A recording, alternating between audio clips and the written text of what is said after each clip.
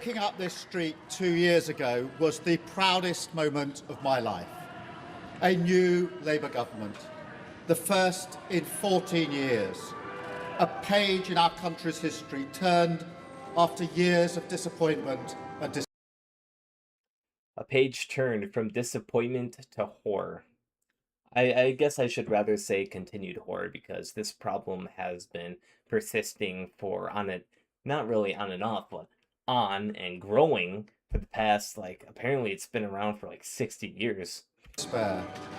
The chance to change the lives of millions of people for the better. That's what I came into politics for. And he did not do that. Not whatsoever. Now, I'm an American, but I can tell based on the fucking... How do I put this?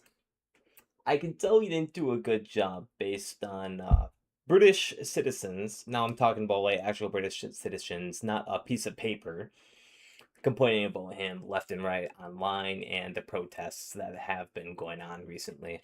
The journey to that point was not easy.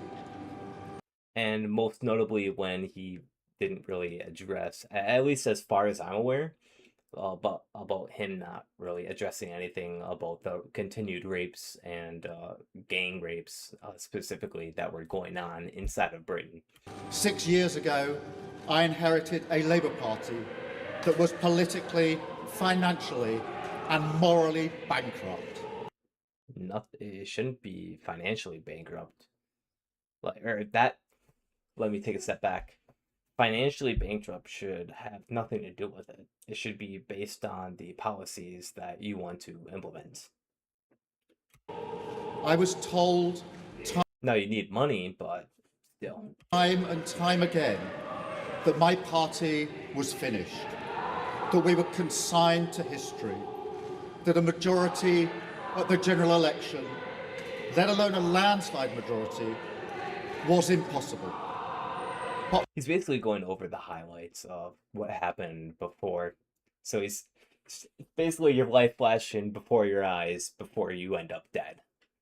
We proved those people. Now that I'm relating that to this, I'm not adding any extra depth to what I just said. All wrong. It's just a correlation. Because we changed our party, ripping out the poison of anti-Semitism. Although actually, now that I think about it, if Rupert Lowe does get power, in my opinion, it's probably a matter of when. When he does that, it will be whether he convinces enough people or not to give Keir Starmer and people like him that have enabled this brutal rape of the country. It's whether or not he can convince them to see if he can give him the death penalty. Anti-Semitism, restoring trust on the economy, defence and national security, and becoming a party National security. He's quite a good jokester. that once again stood proudly with, not against, our national flag. Then why were all the Union Jacks and English flags being taken down whenever they were put up, and then LGBTQ flags and flags of African nations and Middle East conflicts were put up and they weren't taken down? Why is that? The hard work of change was with a singular purpose, not power for power's sake, but to change Britain for the better, to build a fairer country with dignity and respect, where everyone is seen, everyone is valued, wealth and opportunity DEI for everyone. For all, not just the privileged few. And look at what we've achieved in just 2 years. Look at what we achieved. We have achieved absolutely nothing, and we've gotten our people to hate us. I guess that is something. Yes, that is something. You got your true citizens to hate you. An economy that is stronger, growing faster than our peers, wages rising faster than inflation in every single month, and more taxes to the illegal aliens that have came here by boat. since we came. More and more tax breaks for them. Less and less accountability for them, but more accountability for those Britons. Into power, investment secured, infrastructure being built, an end to austerity, with the fastest fall in NHS waiting lists for 17 years, the biggest improvement in rights for workers and renters in a generation, the biggest Probably for the immigrants, I don't think for the citizens. uplift in defence spending since the Cold War, small boat crossings falling, Really? asylum hotels closing, Really? protecting young people from social media,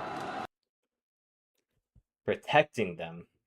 and 500,000 children being lifted out of poverty because of the choices that I made.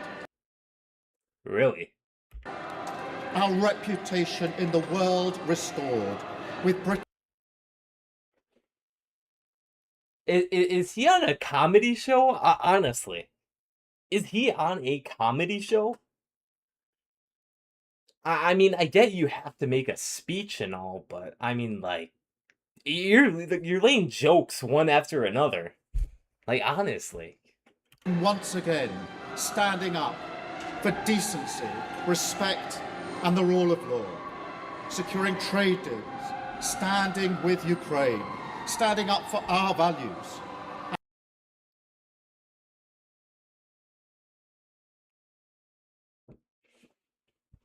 It's really funny.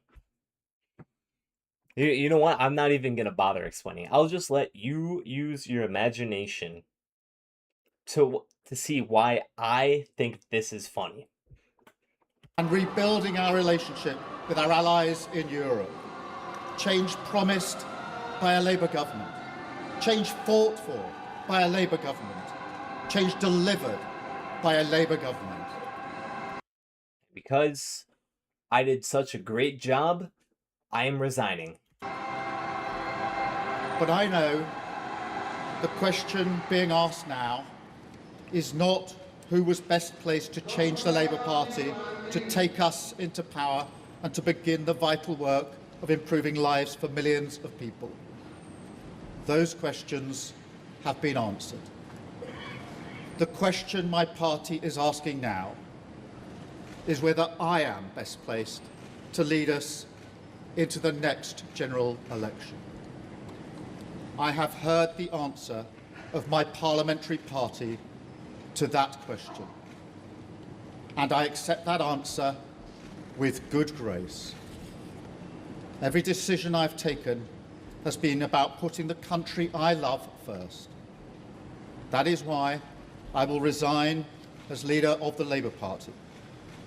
I have spoken to His Majesty the King this morning to inform him of my decision. I will ask the National Executive Committee of the Labour Party to set out a timetable with nominations opening on the 9th of July and completed by the summer recess.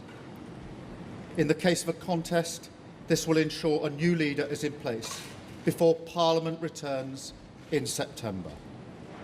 I will remain in post as Prime Minister until the contest is complete, and I will do everything I can to ensure an orderly handover of power.